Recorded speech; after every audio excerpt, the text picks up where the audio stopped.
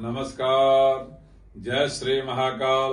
मैं पंडित श्रेष्ठ नारायण आचार्य आप सभी को आने वाले 2 अक्टूबर को विजयादशमी है। इस विजयादशमी का विशेष महत्व है।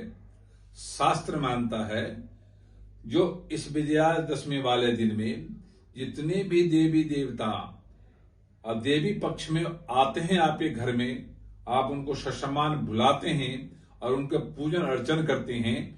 विजयादशमी वाले दिन यज्ञ की परिपूर्णता को मानते हुए और सभी प्रकार का पुण्य प्राप्त करते हुए और पाप से अपनी दूरी बनाते हुए सुख समृद्धि की प्राप्त करने के योग बना करके और अनावश्यक जो दुखी इत्यादि है दरिद्रता उसको दूर करने के लिए मन आत्मा बुद्धि पे हम विजय प्राप्त करते हैं। क्योंकि मन का, आत्मा का, बुद्धि का, मन का मालिक काली होती है और आत्मा का मालिक लक्ष्मी होती है और बुद्धि का मालिक सरस्वती होती हैं।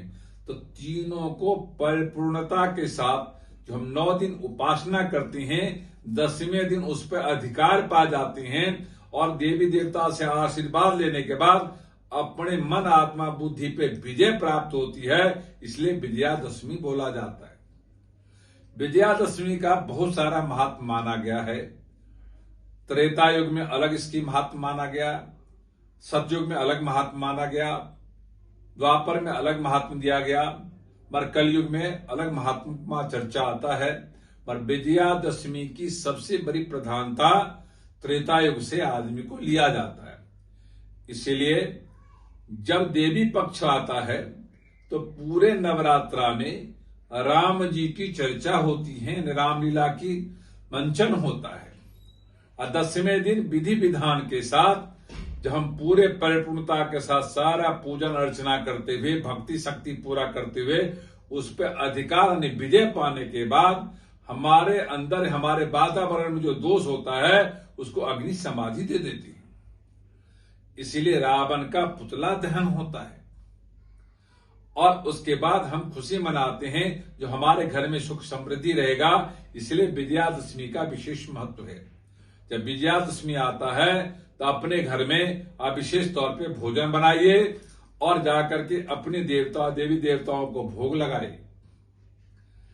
जब विजयादशमी होता है उस दिन आप 5 दीपक जलाइए, 2 देवता के घर में जलाइए, 2 ब्रह्म स्थान पे जलाइए, 1 द्वार पे जलाइए। तो कहा जाता है 5 दीपक जो है ना जलता है तो 5 प्रकार का जो तत्व है आपके मन आत्मा और बुद्धि पे प्रवेश करता है, विशेष तत्व की प्राप्ति होती है जिससे आपको विजय प्राप्त करने में सहायक सिद्ध होता है।